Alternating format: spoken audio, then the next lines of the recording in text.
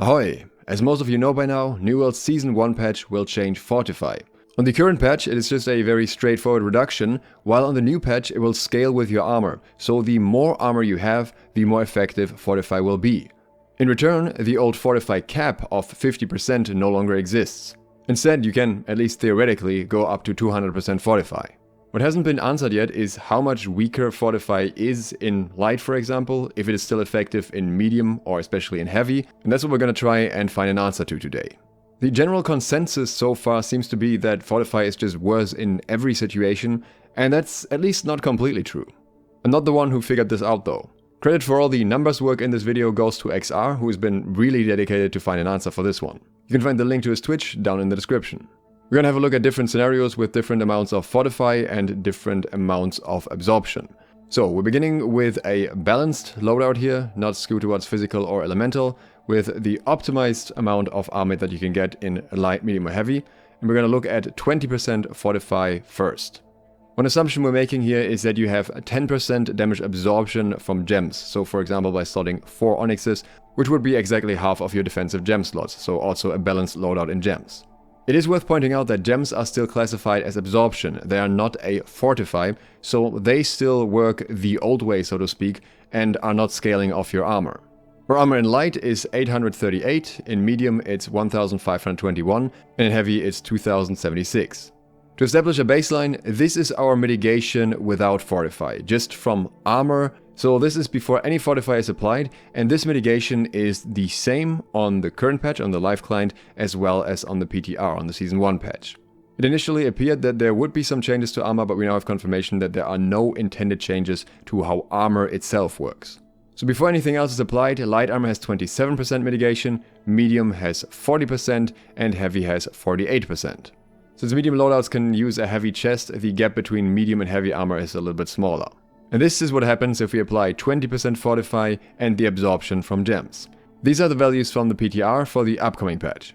The mitigation in light goes up to 38%, in medium we have 50%, and in heavy we have 57%. But to know if that's actually good or bad, we need to know the old values as well, so these are the values from the current patch. In light armor we had 49% mitigation, so you lose 11% mitigation. In medium we had 58% mitigation, so you lose 8%. In heavy it's 63% mitigation, so you lose a little more than 6% here. So in this particular scenario with 20% Fortify, all of the different loadouts get hit with a nerf. And to put this into a little bit more context, let's look at the effective health values as well. This assumes that all of these players have 200 con each, which ends up being roughly 13,000 health, but you could just adjust these values for any other health value as well. In the scenario where a light user would have had 25,000 effective health, they would now have around 21,000. A medium loadout goes from around 31,000 to 26,000, and a heavy loadout goes from 36,000 to 30,000. So every loadout ends up losing around 5,000 effective health. This may lead you to think that there are no winners here, but effectively this means the winners is everyone who can deal burst damage, because they can kill enemies quicker, without getting in a situation where they risk taking damage. This is, for example, why it would also make sense the musket got nerfed this patch, because this change in itself is a buff to the musket and any other ranged burst weapon. Especially bow users with their high damage avoidance benefit here, but even to a smaller extent fire staff, for example, or blunderbuss. This outcome gets even worse if we're looking at the old Fortify cap. If everyone has 50% Fortify instead, then we can see that the mitigation in light goes from 64% to 42%, the mitigation in medium goes from 70% to 55%, and even in heavy the mitigation goes from 73% to 62%.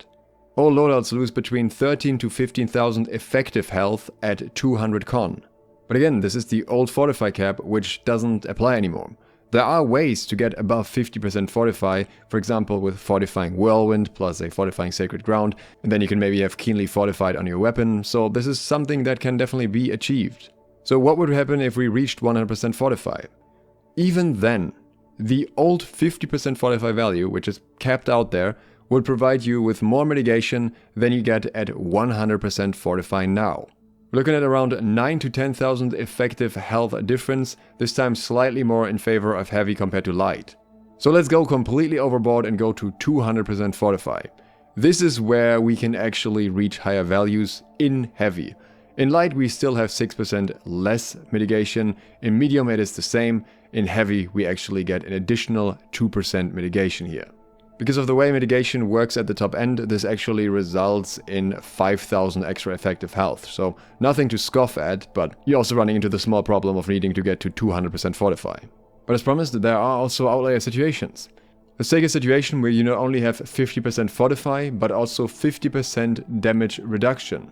This can be from gems alone, for example, if you're doing mutations and you just specifically slot gems against the mutation type, or this can be a mix of gems as well as damage reduction effects, like Sword and Shield's defensive formation. In this case, due to how it interacts with armor, your mitigation actually goes up. You have around 5% mitigation more in each armor type.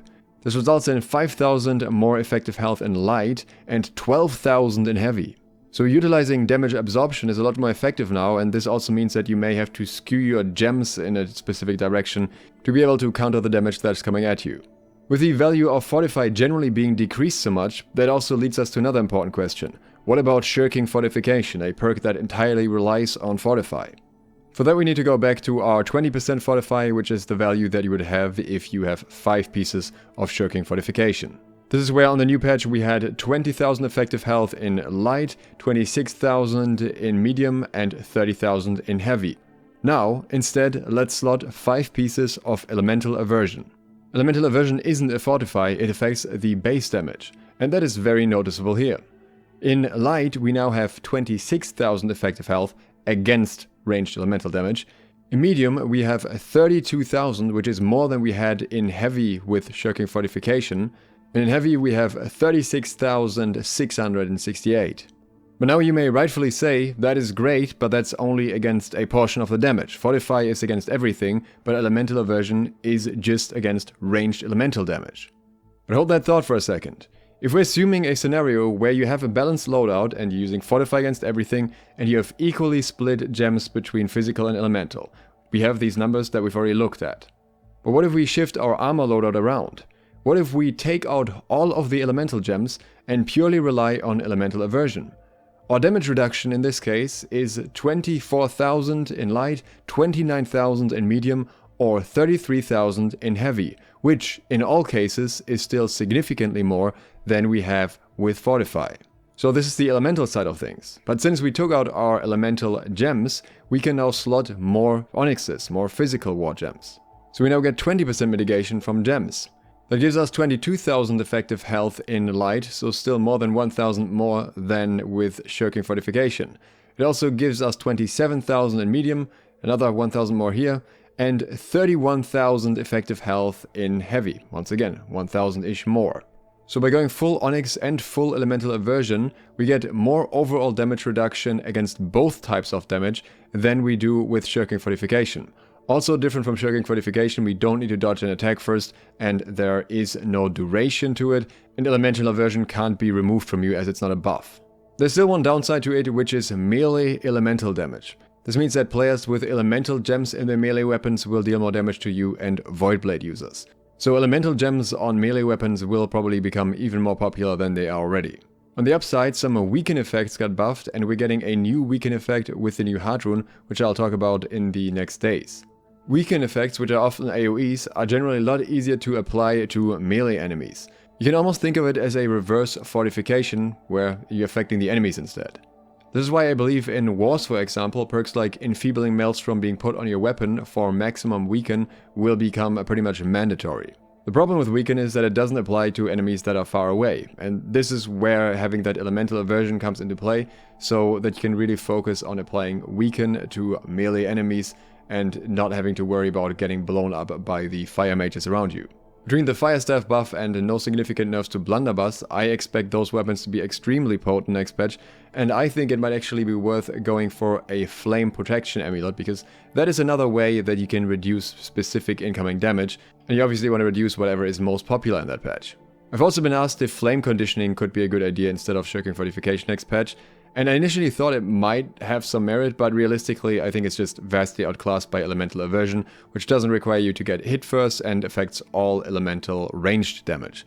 Flame conditioning would only benefit you if your enemies also had significant melee fire damage on top of that, which is not the case in PvP, and so it remains a PvE perk. So overall, Fortification still has significant benefit in some situation, in less than before though. Shirking Fortification in particular takes a hard hit and is generally probably outclassed by Elemental Aversion now. But that's not nearly all there is to cover about this. We definitely need to talk about Weaken more in depth as well. And I also want to talk about the musket changes very soon. So if you're interested in that, consider subscribing and clicking the bell. In the next days I'll also be talking about some trading tips in the new patch. But if you want to get ahead of the curve, I've already posted them on my Patreon. Thanks to XR for providing me with all the calculations for this video. Thanks to my Patreons for supporting this video. And thank you for watching. BiS Loadout, out.